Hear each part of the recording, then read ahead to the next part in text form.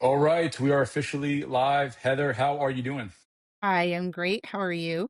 I'm good. Thank you for doing this with me. I am not new to the Iraqi dinar. I've been involved with it for 15 years. You and me connected through another investment group that we're both a part of, which I would love for you to chat about here in this video for sure. If people are looking for guidance or advice or a community of investors, highly recommend what she's built and put together. But can you just introduce yourself and just kind of let people know who you are and really how you got involved in the Iraqi dinar and other investments? Just kind of introduce yourself. Yeah. All right. I am Heather North. I am the co-founder of Kingdom Economic Builders. Kingdom Economic Builders is just a platform for entrepreneurs and investors and people just to come together and build each other up and watch each other grow. It's also a platform to help you promote what it is that you are doing as well. And that's something that I firmly believe in is building each other up. So, my background primarily is accounting and business management. I have, for many years, been involved in helping people start their businesses and grow their businesses. I would say I have a pretty strong accounting foundation and operations. Through that, I've done taxes over the years with a friend that is a CPA. I stepped away from it and then God called me back into it. And so here we are with that. As far as investments in the Iraqi dinar, honestly, I personally it was honestly God. God did it. He told me one day that I want you to start investing, and it was back in 2020, and I was actually How, extremely Oh, go how, ahead. how did you initially? So I'm always curious, right? I'm like, was there a seed planted somewhere beforehand? Because I've shared my dream before. Like my dad initially told me about the dinar. I'm like, dude, you're crazy. No way. Like, never gonna happen. And then I had a dream about it. I'm like, okay, I think maybe God's trying to lead me to something here. Did you have like was there anywhere along the way where you had heard about it? Did someone tell you about it, and then you had a dream about it, or was it just like a straight up random dream about it specifically?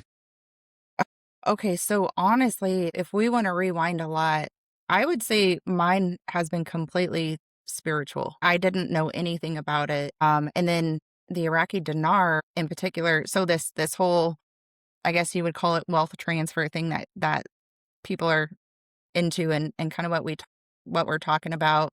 That I probably would say started in 2016, but I didn't understand what was being told to me. I really didn't understand any of it. But then in 2020 is when he led me to invest. And it was kind of one of those things where you just like hear it and you're like, well, that's weird. Like, why would I hear that out of nowhere? And so then I was like, okay, well, God, if that's you, then I just ask you to confirm it, like bring me confirmation somewhere. And it wasn't until after that a video popped up on my YouTube of somebody talking about some of these investments, and I was like, instantly, it just bared witness. And then I started having dreams about it. And that was more the cryptocurrencies. And then I would say the Iraqi dinar, I had heard about it over the years. Once I stepped into, I guess, this quote unquote wealth transfer community, other people were talking about Iraqi dinar. I didn't feel led to it until out of nowhere, I heard it again, "You need to get some." And I was like, "Okay." And I got some. My father-in-law, he is in foreign currencies, and he actually started sending us random foreign currencies, and he wouldn't tell us why. And he would just say, "Put this," and it was kind of like it just reminded me of this little fun thing, you know? And so he would just mail them to us, and he would say, "Put this somewhere safe. I'll tell you when it's time." And, but he wouldn't tell us anything else about it. And my father-in-law is not completely spiritual. So he was getting his information elsewhere. And so we're stacking up these foreign currencies. And then I'm hearing people about the dinar. And out of nowhere, I heard you need to get dinar. And so after I heard about it, again, that's when I started having dreams about it. And so that's kind of how I got led into dinar. Interesting. I kind of equate it to this, right? And people might think I'm crazy for saying this. Do you remember when Charlie Kirk was, he was assassinated, and how there was this like corporate like feeling of like all Christians were feeling like this like heaviness and this sadness. I'm like, why? Like, how is it possible? Millions of people around the country are feeling this like burden or this like sadness, right? And I Hmm. believe it was like the Holy Spirit grieving, through all of us, because we lost someone who, was a strong believer and really, like he was a leader, Yeah. fighting for the Christian faith in such a big way. And I'm like, in the Dinar community, and you can tell me if you agree or disagree with this, I feel like it's almost a very similar experience where it's like you talk to people who are involved in the Iraqi dinar, and almost every single person has a story of how they were led to it, or like a confirmation that they came across, or like the Holy Spirit just witnessed something to them where like it sounds completely crazy. And I always acknowledge this to people. I know it sounds crazy, but like God uses the foolish thing to confound, the The wise, right? So wise. like that's one thing I always stick with. I'm like, if it wasn't crazy, it probably wouldn't be a God thing either, right? So I Yeah. just feel like it's crazy how many people I talk with, like, oh, I had a dream too, I had a vision, or I had a confirmation, or my friend confirmed it to me. It just I mean, it's actually quite remarkable when you hear about that. Yeah, it's been it's been an incredible journey. I know you've been in it for 5 6 years now. You said you got involved in 2020. Yeah. I've been involved since 2011. So it's been a long journey for a lot of us, and I truly believe walking through the promised land, or walking to the promised land, through the wilderness has been it's been a long walk. But I think, at least for myself, and I know I've been talking to a lot of other people, we can kind of see like the light at the end of the tunnel, right? So Yeah. that's an exciting thing. I want to ask you a few questions about the tax side of things. Hmm. Okay, so I am not a tax expert by any means, and I don't pretend to be. I would say I know the very basics, being a business owner and investor, and just having some conversations with my personal accountant. But when it comes to the Iraqi dinar, and I know you can't give certain answers or specifics, but can you just kind of share, like, what do you think is going to happen as far as, like, are we looking at long-term capital gains, which is obviously a lower percentage? Are we looking at short-term capital gains, which means that if you hold this for under a year, you're going to pay more? Are we looking at this as like tax at ordinary earned income, right? Because there's different tax brackets for all of these different things. So, what do you think we're possibly looking at when we finally do, end up like doing this exchange and converting this currency to US dollars? Yeah. So I think through this, and I think part of the reason why I am probably being led back into taxes is because, like, if you talk about it from the spiritual perspective, and you look at it from the spiritual perspective, this is not going to make a lot of sense to people who don't have the same belief system. And so it makes sense on why God is kind of sending me down these different rabbit holes. But so looking at the tax treatment, it is not quite straightforward. However, if you look at the IRC codes, from what I have been able to gather, it is considered ordinary income. So you figure for everything, like every benefit, there's also, there's two sides to the coin. So no, you do not have capital treatment. You can't do capital gains or capital losses, but you're also not limited to the $3,000 loss off of, or, like, so if you had capital treatment, you would be subject to the maximum $3,000 to offset your ordinary income. So they changed the tax law 1986. Let me pull this up here. Only And 40 short years ago. right. Well, because in the 80s was the last time it revalued. And so my father-in-law, for instance, that's what he was basing this off of. And he's like, okay, well, this happened in the 80s. And the group of people that he's a part of, they're kind of looking historically, and they're like, it's Yeah. it's going to happen again. And I think he's probably been invested probably since right around that time. Okay, so here is the historical context that I have been able to find through my different tax schools and other forums that I had pulled the IRC code together. IRC codes are they could be confusing at times, or they could be straightforward. I guess it just depends on how your brain works. But prior to the mid 1980s, foreign currency gains were often treated as capital gains if currency was held as a capital asset under IRC 1221. However, Congress became concerned that taxpayers were using foreign currency fluctuations to convert what was economically ordinary income into capital gains. So, with that, they had the tax reform of 1986. And through researching it, it cited a public law 99-514. So, Congress strengthened and clarified IRC, which that is what Iraqi dinar falls under, is IRC 98, which makes it ordinary income versus capital gains, from what I can see. So, oh, go ahead. Oh, no, I was going to ask you, in your humble opinion, is this something every accountant will know? when that time comes and it's time to file your taxes? Or are some going to make the mistake of being like, oh, it's capital gains, right? And file it under capital gains. And like, are a lot of people going to get audited because of your accountant not knowing this? Or do you think this event, and I'm kind of on the fence about this with the revaluation, either like being a big event and the IRS coming out with, new regulations or new like protocols, right? Yeah. Because the government's probably aware that, a decent amount of people hold the Iraqi dinar, that like they're going to say, hey, here are the bylaws and the guidelines, and here's how you're going to have to file this. Or do you think it's going to be like, no, every accountant's going to be, essentially doing it the way they think that it needs to be done?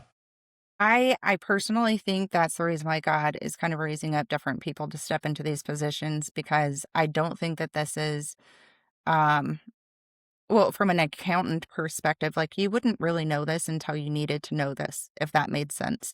And then even with doing the research, as I was trying to research it, it is not clear, right? And you can't just use any search engine to get an absolute answer on this. So no, I would assume that most accountants wouldn't know, because typically property is considered, capital gain treatment.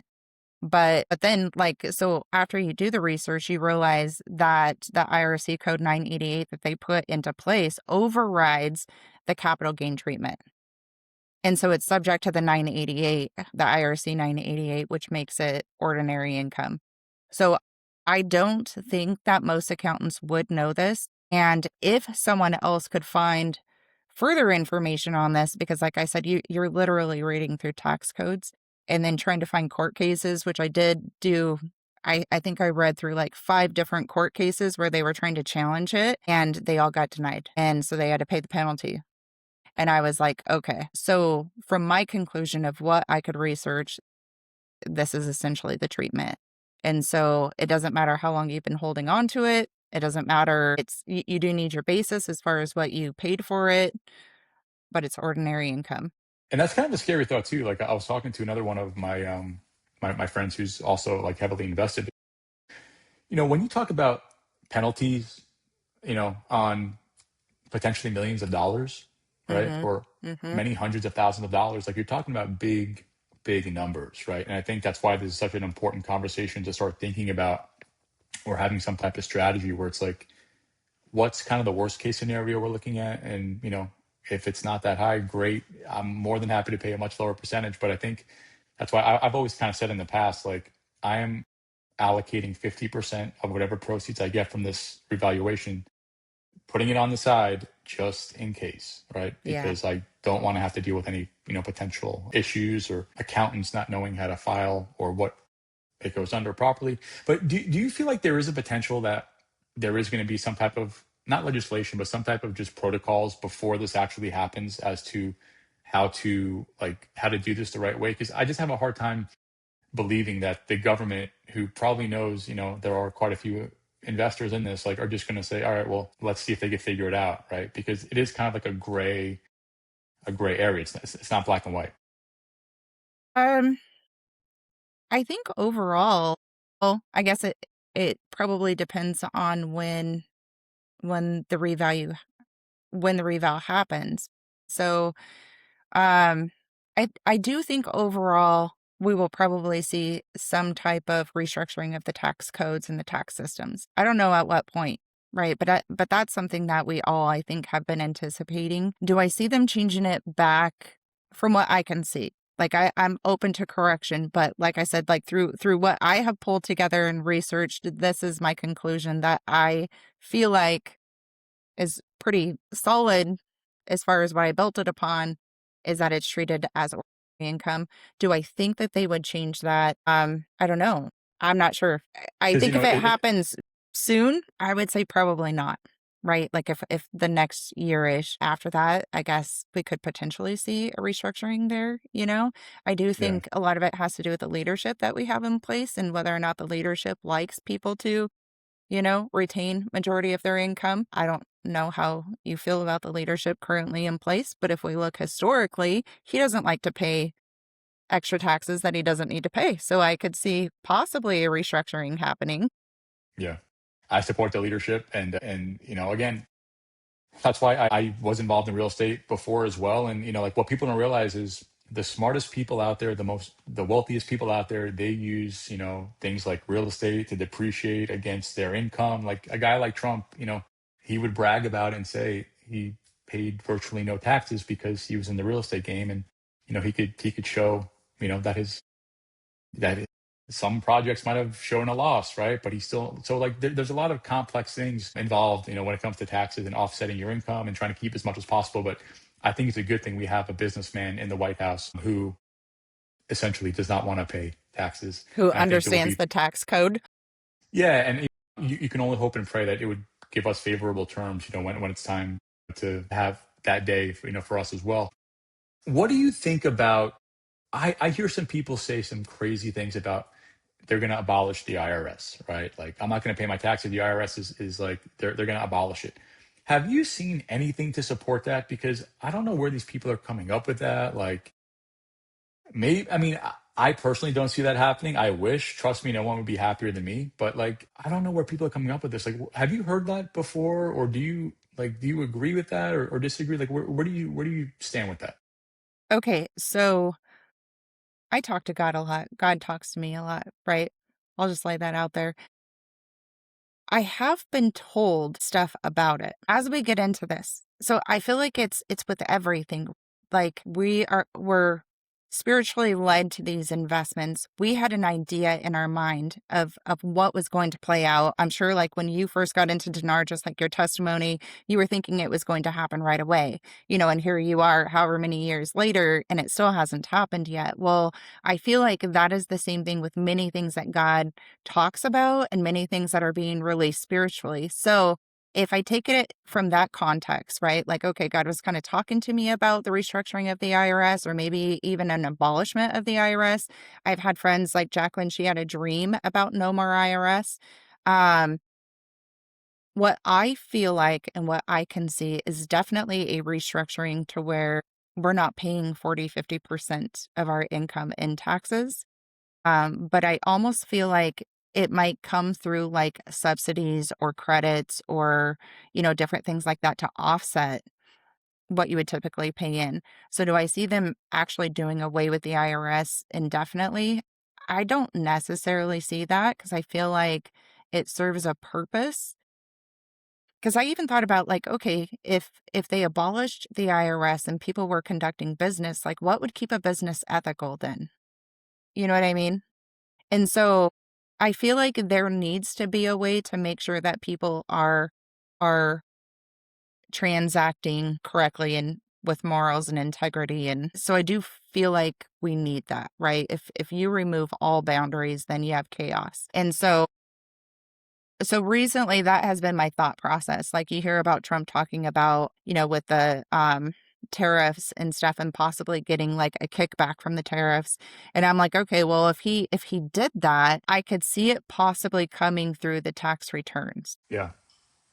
I agree with that, and I mean that was how this country was run for many many years, and then I think what 19s or something, that's when Mhm. they kind of imposed all of these different taxes, and now it's crazy. I know you talk about state income tax, federal taxes. Like by the time I was joking around with my other entrepreneur friends, I'm like, even if you make millions of dollars a year, you could essentially cut that in half, essentially, right? Yeah. Because it's just nuts. Like when you really look at it, it's crazy how much you end up paying to the government, right? So it's important to understand and know and have wise counsel or the right advisors in your corner to show you how to pay as little as possible. Because when you're dealing with large numbers, like again, a decent amount of us probably will here be dealing with very soon. Every little bit counts and matters, and every percentage counts. And you don't want to be playing games or give too much away, and then to be like, oh my gosh, I mean, because you can't reverse those decisions. Yeah. Before I let you go, Heather, I'm going to put you on the spot. Where do you think we are with this whole thing wrapping up? I mean, as far as like, what do you feel the timeline is? I personally think we're close. I think everything happening with Iran is kind of a signal to the last domino or two falling. That's my personal opinion, not financial advice. What do you think? Like, what are you feeling as far as time frame goes with this whole investment. Okay, so I'm gonna piggyback a little bit on what you were saying with the taxes real quick. I think it's also important that we pay attention to how much we are paying in taxes and also who we're voting for. Because our leadership matters, and we saw that within the last administration where essentially our tax dollars were being used to destroy us from the inside out, but that's my opinion. Anyhow, so I'm not scared of taxes if we have the correct leader because I feel like it just cycles back through, right? Like you see it all throughout the Bible. So if you have a righteous, then everyone prospers. But then if you have a wicked king, then there's nothing but turmoil. So I think that that's really important to think about who we're voting for. Where do I think we are in this whole timeline? I don't know. I do think March is really important. I don't know what is going to happen in March. I just feel like something is going to happen in March. It's that feeling, right? Like you were talking about just the amping up and the feeling before Charlie Kirk, which I can attest to that. I felt the same way. It was like, I don't know, probably a week beforehand, several of us that get together on a regular basis were like, I don't know what this is. And, it turns out that happened. And so I do feel that feeling that you're talking about. I think possibly, and this is just pure speculation. I think in the markets overall, we might see a huge downturn. That's kind of what I've been feeling, which might work in favor of currencies, right? Because they're kind of two opposite ends of the spectrum. So I don't know. I don't know where we're at, but I think something is coming. Something big is right on the cusp of us. And I don't know if the revaluation is going to happen in March. I think something's going to happen in March. But yeah, I think you do a great job breaking it down.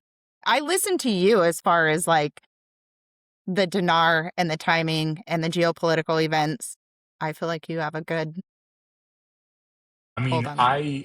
I try to bring a good balance of like just what's actually happening along with, some of the like biblical things. And then I look at, other spiritual people out there that are, giving their opinions on it or, sharing what God's been sharing with them. So I try to take these little things and try to bring it together Mm-hmm. without, like obviously giving specifics or saying, oh my god, it's going to happen, because I've been in this investment for a long time and I've seen those people continue to spew the same nonsense like, oh my gosh, it's happening tomorrow, tomorrow, tomorrow. My bank manager called me and told me to come in Friday. I'm like, how many times can you listen to those people who claim, who cry wolf, and they're Yeah. constantly wrong? So it just really annoys me. But yeah, it's. I mean, I think we're close. What does close mean? I think within 12 months. I think possibly within 6 months. I think it could be possibly within the next month. Like I really Mm-hmm. don't know, and I will never,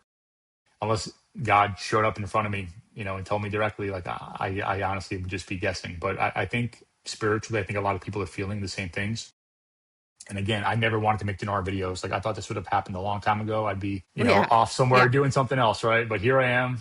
And I think there's a reason for that. I think he's, I've connected with you through your organization, which has been amazing, and connected with other investors and like-minded individuals who, are smart, are wise, who bring different things to the table to where after, the revaluation does happen, we could share our insight with each other and give feedback to each other and really grow and help support each other as well. So Heather, before I let you go, can you just kind of tell people how can they reach you, or how can they reach Kingdom Economic Builders if they want to be part of that?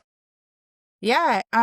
So the link for Kingdom Economic Builders is a little bit different right now because we are on Mighty Networks. And so that's kind of where our platform is. It's primarily an education platform and self development platform. We are in the midst of developing a website. We have a friend working on that. But they can email me and it's Heather at kingdomeconomicbuilders.com. So it is with an S.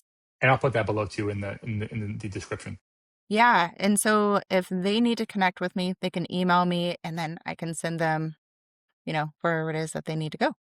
Amazing. Heather, thank you so much for your time. This was fun. We will definitely do it again soon, and yeah, we'll chat soon. All right. Thank you.